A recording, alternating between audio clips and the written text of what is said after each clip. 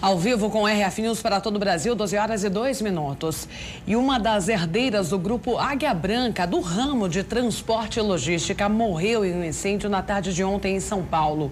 Ela estava em um apartamento que pegou fogo no bairro Jardim Paulista. A marca preta no teto da sacada mostra que a fumaça se espalhou pelo apartamento. O incêndio aconteceu no 5º andar desse prédio, onde morava Liliane Chiep, de 54 anos. Quando os bombeiros chegaram, os vizinhos já tinham apagado o fogo, que começou no quarto. Liliane foi socorrida inconsciente. Uma outra pessoa que não teve o nome divulgado também foi levada para o hospital em estado de choque.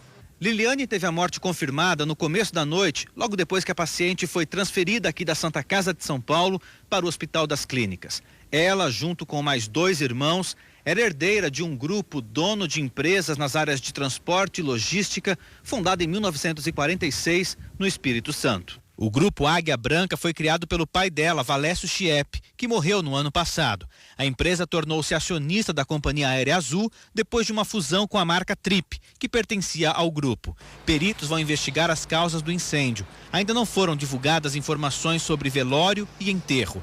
Liliane deixa 3 filhos. Bom, e novas imagens do sistema de segurança podem ajudar a polícia a esclarecer o que causou a queda e morte de uma bailarina em São Paulo. A menina e o rapaz que estava com ela passaram por um portão que dava acesso a uma escada que estava bloqueada. Olha só. Janaína Onaga, de 17 anos, caminha de mãos dadas com o rapaz pelo saguão da Galeria Metrópole, no centro da capital. Ele pula o bloqueio da escada enquanto ela passa por debaixo. Em seguida, os dois sobem. Apenas 11 minutos depois, uma outra câmera registra a queda da bailarina na calçada do local. 00:18, cerca de 1h50 depois da queda, é possível ver um homem descendo as mesmas escadas. Segundo a polícia, é o rapaz que havia subido com a bailarina. Até agora, ele não teve o nome divulgado e em depoimento contou o motivo dessa demora. Ele tentou descer por uma escada de incêndio, tentou abrir uma porta para chegar até onde ela estava, não conseguiu. Disse que nesse momento ele machucou a mão, quebrou a mão, que depois foi constatado no hospital. Nós vamos pedir depois raio-x para o hospital e tudo. E ele disse que então não estava conseguindo achar o caminho para voltar para a galeria onde estava havendo a festa. Então ele continua a descer as escadas de incêndio. Nesse momento ele caiu, disse que caiu, bateu a cabeça e chegou a desmaiar. Ficou um tempo desacordado. Quando ele recobrou a consciência, ele continuou a procurar um acesso para a galeria. A festa já havia se encerrado. Quando então ele encontrou um segurança e relatou para o segurança o que havia acontecido. Segundo as investigações, o casal tinha procurado um local afastado para conversar. Mas quando soube que Janaína era menor, o rapaz disse que não queria nada com ela. Foi nesse momento que ela teria dado um passo para trás, se desequilibrado e caído. O corpo da bailarina foi exumado durante o fim de semana. O pai da jovem acompanhou tudo de perto. Para saber essa resposta, para nos confortar com a resposta verdadeira, hoje estamos aí encaminhando com a segunda equipe para a exumação, para pegar mais detalhes de exames, né? Pegar mais detalhes, cada vez mais rápido. A polícia agora vai pedir um exame toxicológico para saber se houve consumo de bebidas alcoólicas ou drogas antes da queda. E também vai pedir outros exames para constatar se houve abuso sexual. Nesta semana, a polícia vai fazer uma reconstituição da morte para ajudar a esclarecer o ocorrido. Tudo vai ser feito durante a noite, nas condições mais próximas de como tudo aconteceu. Nas notícias, 2 policiais militares foram afastados das ruas pela Corregedoria da Polícia após serem acusados de agredir até a morte um mecânico na Grande São Paulo. O caso aconteceu na cidade de Itapevi, onde os policiais atendiam uma ocorrência de briga doméstica. O soldado Adriano de Araújo e o PM que estava com ele naquela tarde foram afastados e ficarão restritos a serviços administrativos até o fim da investigação. Uma atitude pessoal de um agente policial que não estava pelo menos preparado psicologicamente para exercer a função da atividade policial. Tudo começou com uma briga de casal no dia 16 de janeiro no município de Itapevi, na Grande São Paulo. Fernanda e o marido, Eduardo Alves dos Santos, discutiram e ela ameaçou sair de casa. Ele não entregou as chaves do carro e a polícia foi chamada. O vídeo do circuito de segurança da oficina onde Eduardo trabalhava mostra a chegada de 2 PMs. Quase 10 minutos depois, o soldado sai da oficina e volta com um cacetete na mão. Fernanda conta que todos na oficina, inclusive o outro policial, tentaram impedir as agressões. Ele teve um momento de parar e analisar o que ele estava fazendo, ele não parou. Ele continuou, entanto que eu falava para ele, moço, você vai matar meu marido, para com isso. Você chamou a gente? Eu falei, chamei, mas não para espancar. Na sequência, Eduardo é levado consciente para a delegacia, onde passou mal.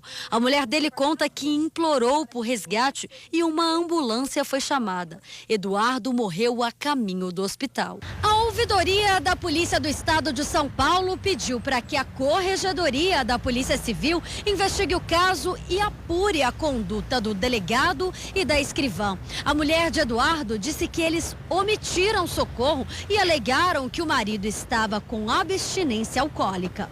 A Secretaria de Segurança Pública nega a omissão no socorro e um inquérito foi instaurado.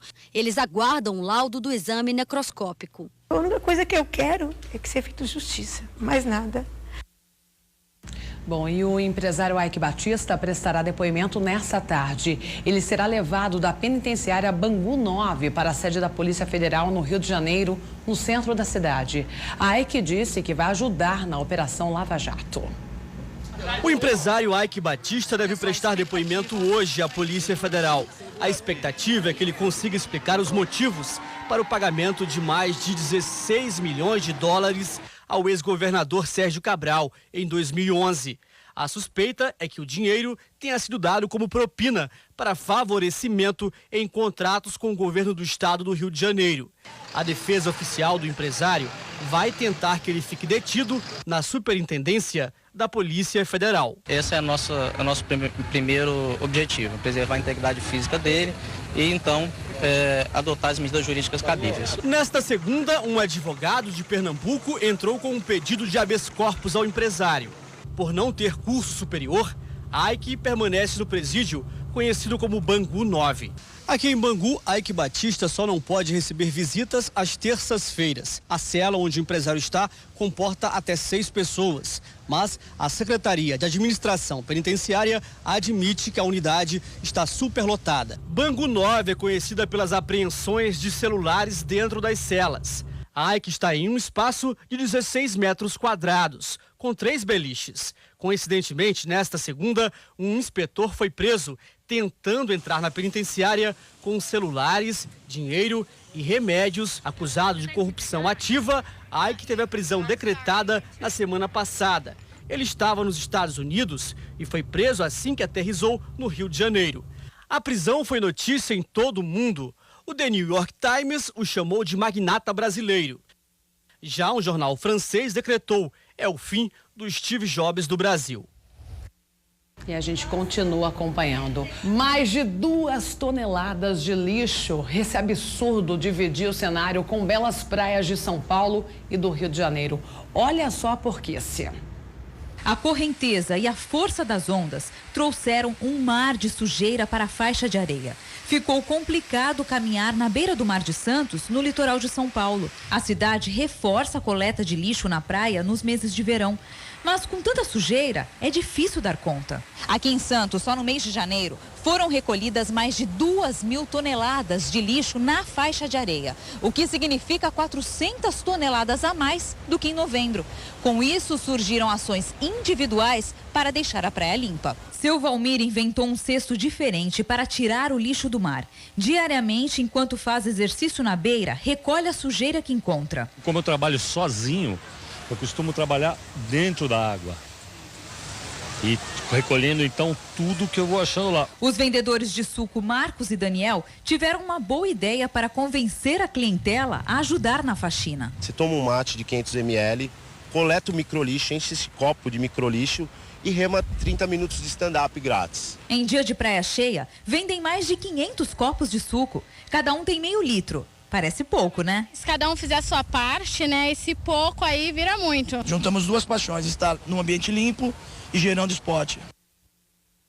Absurdo a gente ver uma imagem dessa, né? Realmente uma porquice. E em Salvador, na Bahia, uma colmeia gigante caiu de uma árvore e destruiu um carro. Olha só.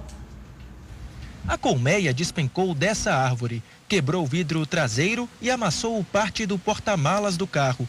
O dono, o Eduardo, custou acreditar no que tinha acontecido. Ele trabalha instalando equipamentos de economia de água e estava no meio de mais um trabalho. O Eduardo parou o carro bem aqui por volta das 3 da tarde e foi fazer um serviço em um apartamento que fica na região. Às 5 da tarde, 2 horas depois, ele voltou para pegar uma ferramenta e se deparou com essa cena, com parte de uma colmeia em cima do carro dele. E o pior é que os moradores do bairro já suspeitavam que isso ia acontecer. O relato aqui do pessoal diz que já há tempo, tem mais de um ano, essa colmeia aí, eu não moro aqui, não sei dizer, mas o pessoal falando que isso já tem mais de um ano, já foi solicitado e não vieram fazer nada. Quase 1 hora depois do incidente, a colmeia continuava lá, sobre o carro do Eduardo. Nenhum órgão estadual ou municipal apareceu e o empresário ficou sem saber o que fazer. Liguei para 190, 193, tá? O pessoal do museu também ligou, várias pessoas ligando. E o pessoal retornou aí para o pessoal do museu dizendo que não tem ninguém que venha resolver isso aí. O enxame provocou uma confusão. As abelhas voavam por toda parte, atacavam quem passava por perto. A questão é passar por lá, né? Pra gente ver como é que vai até o cinema, que é o meu caso agora, né? Mas tem que encarar. Tem que encarar. Realmente impressionante. Uma raridade a gente ver cidades com pouca violência, né? Olha só um caso. Um telespectador de Jaguaruna, Santa Catarina, nos enviou um vídeo do sistema de segurança mostrando um assalto.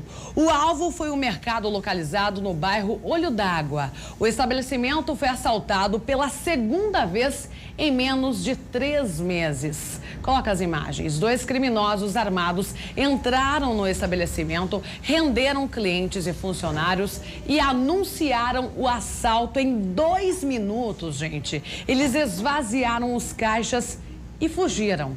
O mercado não divulgou os valores roubados. Após as buscas, a PM prendeu os suspeitos em Içará. O telespectador nos enviou esse vídeo, pois disse que a população está cansada de tanta violência e pede por mais policiamento. Inclusive, um abaixo-assinado está sendo realizado para a instalação de uma base da polícia no bairro. Bom, e você quer sugerir uma pauta para a produção do RF News? Como fez esse telespectador? Enviar uma reclamação, um flagra interessante? Anota agora o nosso WhatsApp, 19 9744 8550. Pega uma caneta e um papel para anotar. 19 9744 8550. Você pode também tirar uma foto agora, enquanto assiste aqui o RF News. Nos enviar na sexta-feira tem um quadro Você aqui no RF News e, claro, estou esperando a sua participação. Agora um caso assustador em Limoeiro, Pernambuco. Um homem invadiu uma cerimônia de casamento e disparou contra os convidados. Pai e filho foram alvejados. As imagens mostram crianças perto da área onde os tiros foram disparados.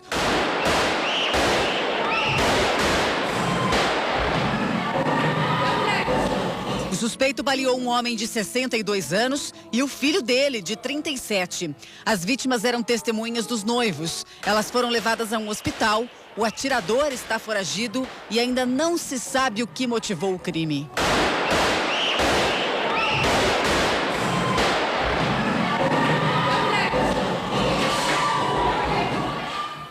Bom, a chuva atinge aí boa parte do Brasil e a gente vem mostrando aqui no RF News. Recebemos uma foto de Vacaria, no Rio Grande do Sul. De acordo com o telespectador Júnior Benetton, 5 minutos foram suficientes para deixar várias áreas alagadas, como o centro da cidade. Vamos ver a imagem enviada por ele, olha aí. Esta é a rua João Teodoro Duarte, próximo à central da Polícia Civil de Vacaria. Inclusive, a delegacia foi invadida pela água, como a gente vê. Obrigada pela participação, Júnior. E aqui no interior de São Paulo, em Campinas, mais transtornos. Um temporal deixou muitos moradores assustados. Choveu até granizo. Apesar de rápida, a chuva trouxe grandes prejuízos. Este motorista mostra que mal dava para enxergar de dentro do carro. Esse outro carro, olha só, quase foi arrastado pela enxurrada. Neste ponto da cidade, choveu granizo. O muro da Escola Culto à Ciência caiu durante o temporal e várias árvores foram destruídas. No Jardim Chapadão, esta árvore caiu em cima do carro. O temporal atingiu Campinas no final da tarde de ontem. Foram 64 milímetros de água, quantia esperada para 10 dias. Os ventos chegaram a 85 quilômetros por hora. Chuva forte atingiu Limeira também e em Campinas a CPFL informou que aproximadamente 1.900 clientes da região central do município tiveram um fornecimento de energia elétrica interrompido. 2 horas depois, o serviço foi normalizado parcialmente e a empresa ainda trabalhava para restabelecer a energia para 200 moradores. O motivo do corte foi a queda de uma árvore de grande porte que atingiu a rede elétrica. Bombeiros tiveram muito trabalho no local do maior incêndio registrado em Campinas nos últimos 30 anos. Nós mostramos o caso aqui. O objetivo é identificar com clareza o que de fato começou o fogo. O trabalho da perícia começou por volta das 8h30 da manhã desta segunda-feira.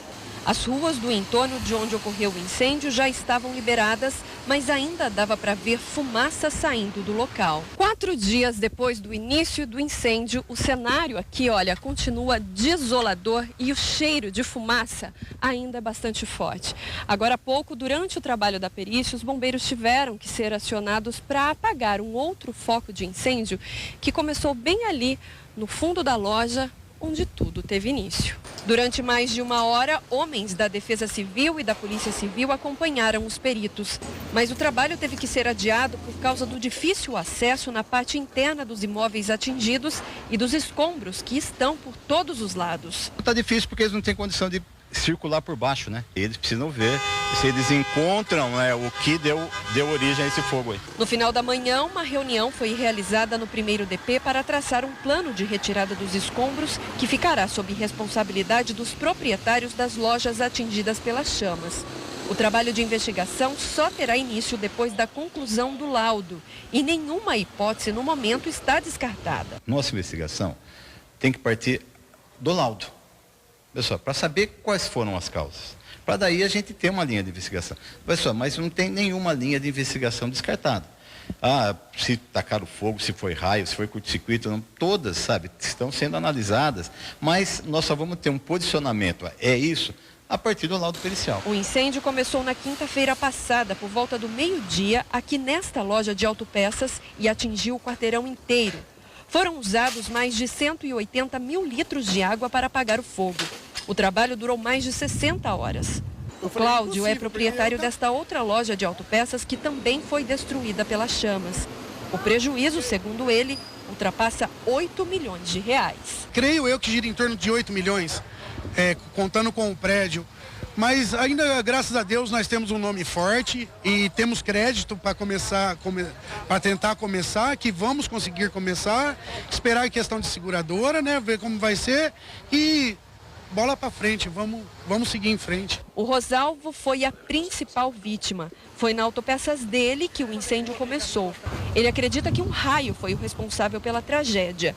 Diante de tantos prejuízos, o desafio agora é encontrar forças para recomeçar. Eu acredito e tenho certeza que foi uma queda de um raio ali, tal como a gente pode ver as imagens, até no dia estava passando por uma emissora, né? No dia do acidente e tal, a doutora Ieda, se não me engano, uma diretora do CEPAGRE, mostrando a densidade que estava de chuva, o volume de águas e tudo mais, e também as quedas de raio estavam sendo detalhadas no mapa, tal, em ponto vermelho. Então, naquele momento eu recebi o telefone do meu filho. A gente acompanhou ali você do lado, você conversando com alguns vizinhos, falando que precisa ter força nesse momento. Como é que está isso? Eu tenho me fortalecido nas orações dos meus amigos, meus grupos de orações e todos que me conhecem há vários anos. Como teve um começo, graças a Deus, abençoado, e dessa forma a gente cresceu, chegou nesse ponto, com certeza nós vamos ter também um recomeço, com todas essas forças, contando com as orações de todos, e é o que eu agradeço e peço nesse momento. Praticamente começar do zero, mas seguir, né? Isso que importa. Em Limeira, a chuva fez com que um viaduto tivesse que ser interditado. É que após a água baixar, parte do asfalto afundou. Graziela Félix tem os detalhes. Boa tarde, Marielle. Olha, quem precisou passar por aqui realmente teve que ter paciência, tanto os pedestres quanto os motoristas, porque as vias aqui estão interditadas por conta desse buraco que se formou no domingo. O trabalho para a recuperação do trecho aqui do viaduto Laranjeiras começou ontem, deve durar aí em torno de 3 dias, de acordo com a prefeitura. Então, até o final desta semana, as vias já devem estar liberadas. Enquanto isso não acontece, a orientação é que os motoristas realmente tenham paciência e busquem rotas alternativas aqui da região. Tem que ter paciência, não tem outro jeito. E no centro de São Paulo, o transtorno é o mesmo. Após obras em galerias, os buracos ficaram abertos e já até machucaram os pedestres. Olha só que absurdo. Os buracos ficam bem no meio da rua, espremem um trânsito e colocam motoristas e pedestres em perigo. Não são muito largos, mas são fundos, chegam a mais de 3 metros. Foi em um desses que a Karina caiu. Ela faz tratamento para controlar a esquizofrenia. É independente e costuma andar a pé, sozinha. Foi por pouco que não se feriu com gravidade. É uma verdadeira armadilha e fica bem em frente ao prédio dela. Atrapalhando todo mundo, não só o pedestre, como os carros, ainda mais aqui que é um lugar movimentado, tem a Santa Efigênia, tem a Avenida Rio Branco, é um lugar de muito movimento. Karina sofreu arranhões em várias partes do corpo e chegou a ficar internada em observação por causa de dores nas costas. A Rua General Osório, ela é muito movimentada. Ela liga a região da Santa Efigênia, passa aqui pela Avenida Rio Branco e vai até a São João, ali no Largo do Arocho. E segundo os moradores, os comerciantes, este problema aqui é muito antigo. A gente vê pela rua vários remendos de asfalto e segundo os moradores, basta uma chuva um pouco mais forte que o buraco abre de novo e o problema começa do zero. Trânsito difícil, falta d'água, falta de energia, um transtorno aqui pelo bairro. Este comerciante tem uma loja de informática quase em frente ao buraco. Já viu acidentes no local. É perigoso. Aqui, quase agora mesmo, um rapaz passando de bicicleta aqui, ele estava um pouco mais pesado, ele subiu a traseira da bicicleta aqui. Segundo os vizinhos, onde o asfalto racha, tem também vazamento de água e problema nas tubulações. Quando isso acontece, a rua inteira fica sem água por vários dias. Nesta lanchonete, foi preciso contratar um caminhão-pipa para não fechar o negócio. Tinha uma época que os buracão estavam até aqui, os carros passavam tudo em cima da calçada. Era um perigo, que a pessoa saía daqui, não via e o carro passava com tudo. Os buracos maiores estão abertos há mais de 15 dias, de acordo com os moradores, desde que as tubulações foram consertadas. E eles deixaram aberto. Só que assim, a Sabesp joga para a prefeitura e a prefeitura vai e joga para a Sabesp. Ninguém acha o culpado. Este advogado que mora na rua afirma que já foram feitas reclamações junto à prefeitura e à Sabesp. E mesmo assim, os buracos continuam a fazer parte da rotina por ali. Umas 50 reclamações. É só ver na Sabesp. Vê na Sabesp, na Regional da Sé. A família da Karina disse que vai à justiça por causa do acidente. Eu vou até a justiça, porque quem sabe mexer no bolso dele eles resolvem, né? Para tentar reduzir o tempo de espera para atendimentos nos hospitais do Rio de Janeiro, uma parceria entre o governo federal e do estado criou um mutirão de cirurgias. É com a filha nos braços que a mãe respira aliviada. Manuela, de 3 anos, sofria com inflamações na garganta. Ela estava na fila de espera há 4 meses para operar as amígdalas e o nariz. Em uma cirurgia rápida. Finalmente o problema foi resolvido. A gente poderia ficar na fila por mais tempo e surgiu um mutirão, aí nos ligaram, mas eu tô aliviada. Vai doer um pouquinho, mas daqui para frente vai ser só alegria. Manuela foi uma das crianças atendidas no mutirão de cirurgias nos hospitais administrados pela Prefeitura do Rio. Só nessa unidade infantil, na Zona Norte, 20 pacientes passaram por procedimentos cirúrgicos nos últimos 2 dias. Esse tempo de espera certamente será reduzido com os mutirões e as parcerias entre todos os órgãos que fazem parte da federação. No primeiro fim de semana do mutirão, foram realizadas 80 cirurgias. A iniciativa da Prefeitura do Rio ganhou o apoio do governo federal. O Ministério da Saúde anunciou o repasse de 400 milhões de reais para o estado, além da realização de cirurgias nos 6 hospitais federais da cidade. 7 mil cariocas já passaram por consultas e exames, mas ainda aguardam uma vaga no centro cirúrgico. Que nós pretendemos, com o estado e o município, unificar a fila da regulação para fazer com que todos esses procedimentos aconteçam de forma permanentemente integrada com todos os serviços de saúde disponíveis numa fila única do CISREG. E essa fila única, nesta fila única, nós informaremos ao cidadão o seu lugar na fila. Nos próximos 3 meses, o mutirão deve realizar 5.000 procedimentos. A expectativa é zerar a fila para as cirurgias de catarata e hérnia. Vamos alcançar esse sonho, que é diminuir essa fila, que eu diria ela é hedionda, que nos humilha e nos envergonha a todos, que é a fila do CISREG, com mais de 100.000 pessoas aguardando. E essa parceria é fundamental. O sonho dos pais de João Vitor se realizou. Foram 2 anos em consultas com o filho, sem uma solução definitiva para o problema na garganta. Eles tiveram muitas noites de sono perdidas. E o pior, sem dinheiro para pagar um tratamento no hospital particular, a dona Maria vivia a incerteza de conseguir uma vaga na rede pública. Quando chegava a última consulta, ó, mãe, não estão fazendo, a gente vai caminhar você para outro hospital.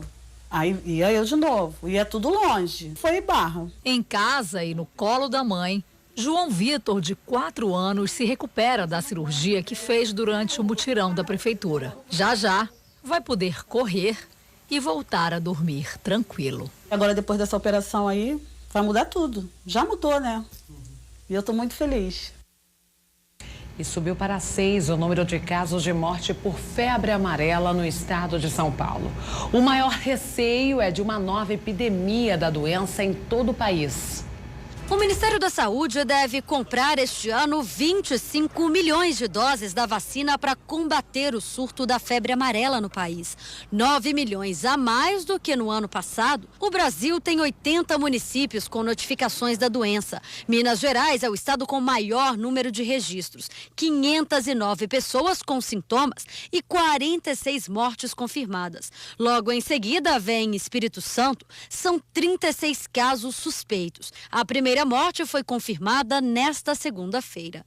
Em São Paulo, o número de mortes dobrou, passou de 3 para 6, segundo a Secretaria Estadual da Saúde. 2 vítimas foram infectadas no interior do estado e 4 durante uma viagem a Minas Gerais. Há ainda 17 casos sendo investigados. Até ontem, 31 macacos apareceram mortos nas regiões de Ribeirão Preto, São José do Rio Preto e Franca. O vírus ele tem basicamente 3 objetivos, destruição do fígado, do rim e sistema nervoso central. E tudo isso levando à morte. Então é uma doença que há um tempo a gente estava com um número muito menor de casos e agora a gente está com um número maior de casos e daí a nossa preocupação em relação a isso. A febre amarela é transmitida em regiões rurais por 2 espécies de mosquitos, que ao picar um macaco contaminado pelo vírus, passam a carregar a doença. E aí, quando uma pessoa chega a uma área de mata ou beira de rios e é picada, também desenvolve a doença. A maior preocupação dos especialistas é que esse surto, que hoje é silvestre, chegue às grandes cidades. Ele pode ir para um setor urbano, para uma cidade, um centro, etc. Lá ele encontra um outro vetor, que é o nosso velho e conhecido Aedes aegypti, e a partir daí o mosquito fêmea do Aedes pode se infectar e acabar tendo um ciclo urbano, e é isso que a gente não quer que aconteça. Por isso é tão importante a vacinação, indicada apenas às pessoas que moram nos estados considerados de risco, como Minas Gerais e Espírito Santo, ou aquelas que vão visitar esses locais. Nesse caso, a vacina deve ser tomada 10 dias antes da viagem. Fora isso, quem mora na cidade de São Paulo e não vai sair daqui, não precisa se preocupar. O medo da doença provocou uma corrida às clínicas particulares e aos postos de saúde aqui de São Paulo, o que tem prejudicado os estoques da vacina. Ligamos para 10 clínicas particulares, nenhuma tinha a vacina disponível. A vacina da febre amarela não está disponível. No momento, não há previsão de regularização. No Emílio Ribas, ainda é possível encontrar a imunização. O hospital, que registra uma média de 50 pessoas vacinadas por dia, passou a vacinar 400. Os corredores estão, assim, lotados. lotados. Como também eu vou passar o carnaval lá em Minas Gerais e tá atrasada minha vacina de febre amarela, eu tô aproveitando para tomar tudo de uma vez. Jean também veio se proteger. Daqui 2 semanas ele vai a Belo Horizonte para um trabalho. Eu tinha antes ligado em alguns postos próximos da minha casa, eles já não estão mais com a vacina e eles orientaram a vir aqui no Emílio Ribas. A vacina contra a febre amarela vale por 10 anos. Depois é necessário uma segunda e última dose. Ela não é indicada para gestantes, mulheres amamentando, crianças com menos de 5 anos e pacientes em tratamento de câncer ou com AIDS. A vacinação, a gente precisa lembrar que é uma proteção individual, então eu me vacino para eu não ficar doente, mas também eu me vacino para tentar bloquear esse surto. Porque quanto menos pessoas suscetíveis à doença o mosquito achar, menor vai ser a circulação desse vírus. Então, eu acho que é uma questão de responsabilidade social, as pessoas irem de fato se vacinar para a gente poder bloquear esse surto. E o RF News fica por aqui. Uma ótima tarde e até amanhã, se Deus quiser.